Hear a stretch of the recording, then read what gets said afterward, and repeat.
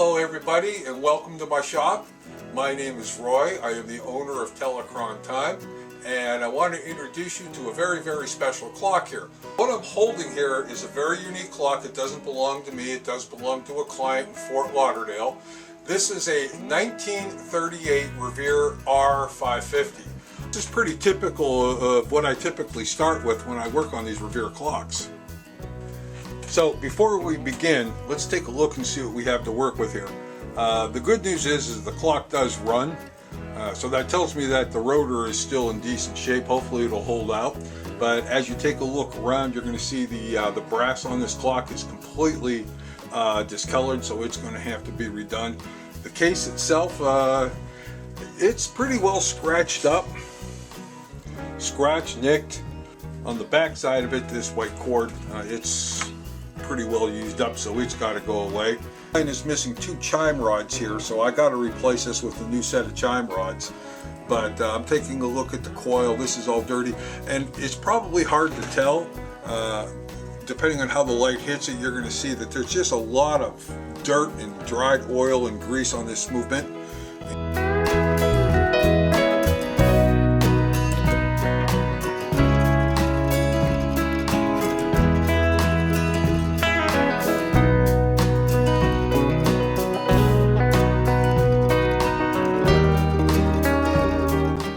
Let's check our progress so far. I removed the chime rod base from the clock because I do have to replace it with chime rods, so I have a brand new set of copper chime rods here that I'll eventually put in. Here's the rotor. I had a devil of a time with this. This is the rotor gear right here. It was just totally seized on the rotor, and when you take a look at this rotor, you can see why. I actually had to remove the plate with the rotor still attached to it just to get to the little set screw that's on here to get it off. But the biggest problem I had here was with the coil. The wiring on this coil, I'm not sure how well this is going to come out on the video, it's just completely gone. As a matter of fact, the wire is exposed right here, and this was very close to the brass. If this would have ever touched any of the piece of brass on that movement, it would have definitely shorted out. So I prepared another coil. This is much better. I reinforced it on the ends there with a little shrink tubing. So this particular coil is going to go in the garbage. All right, let's keep going. All right, with some of the parts off of the movement now, you can actually get a better idea of the condition of it. It's just filthy.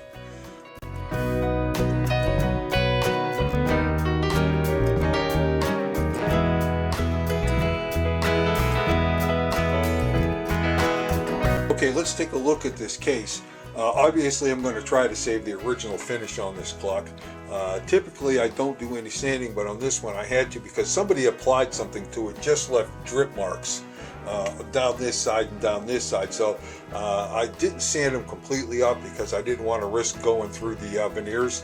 But I started this off in 400 grit and finished it off in 1000, just to open up some of the old wounds, remove some of the flaking veneer and stuff that was on there. So now what I'm going to do is I'm going to start the cleaning process.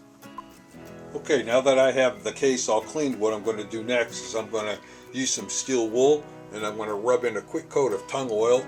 I'm going to put it on, rub it off, and what I'm hoping that'll do is that it'll bring back the scratches to the natural color of the wood. So here we go.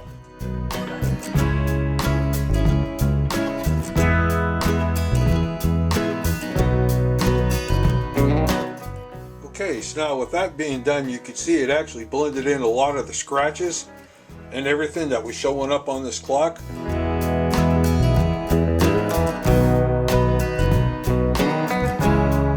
So it's the start of a sunny new day here in Florida.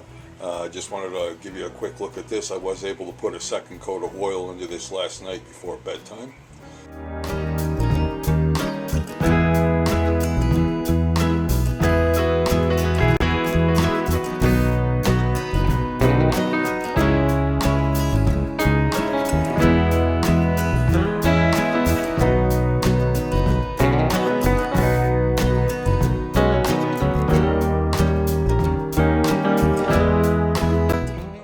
Movement taken apart, and I'm going to tell you one thing. I have worked on done some absolutely bad movements before, but this has got to be one of the worst ones.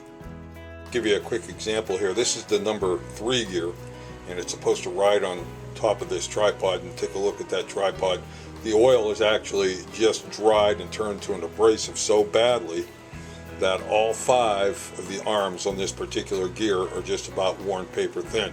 Fortunately, I have another one here that I'm going to replace it with. Go ahead.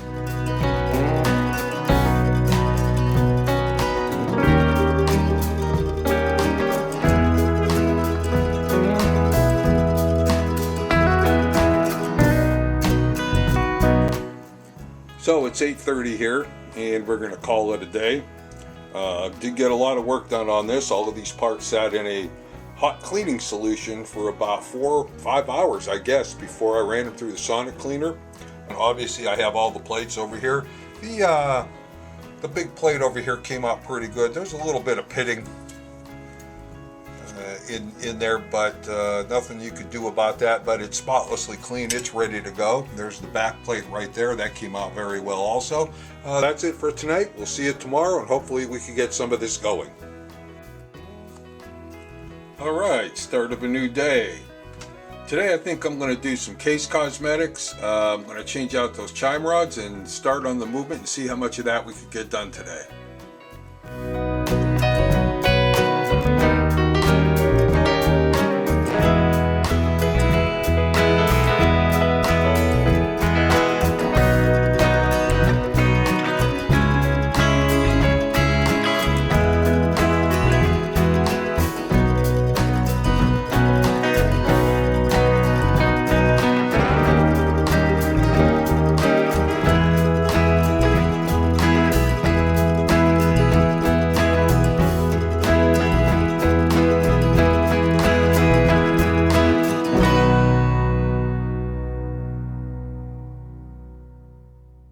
Alright, so I have the movement just jerry-rigged into the case here. That's just in case it fouls up during testing. I'll be able to quickly take it out, make any adjustments, and put it back in. Okay, so here we go. This will be the first time this clock is chimed in years and years as far as I know, so let's see what happens.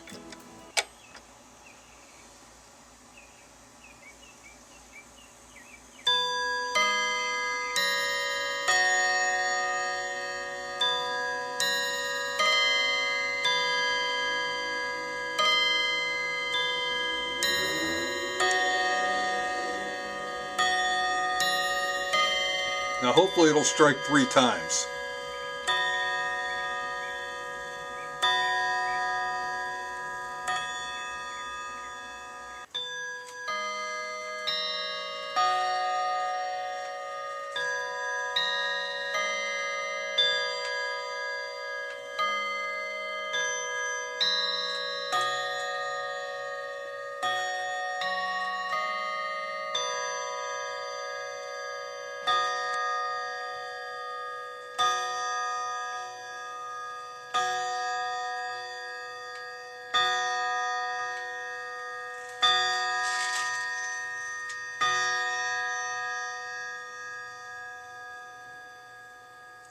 Well, it took me a few days to get the strike part of this clock to work properly, but I'm pretty sure I got it working the way it's supposed to. And you can see this clock turned out very, very well. I'm very happy. I think the owners will be happy with it also. Big, big difference from what we started with, don't you agree? So anyhow, listen, I wanted to thank you for stopping by. Again, my name was Roy, Telecron Time. Feel free to visit my store on Etsy if you want to take a look at some more restored clocks that I have. In the meantime, it's been great having you, and I hope to see you again. Thank you so much. Bye-bye.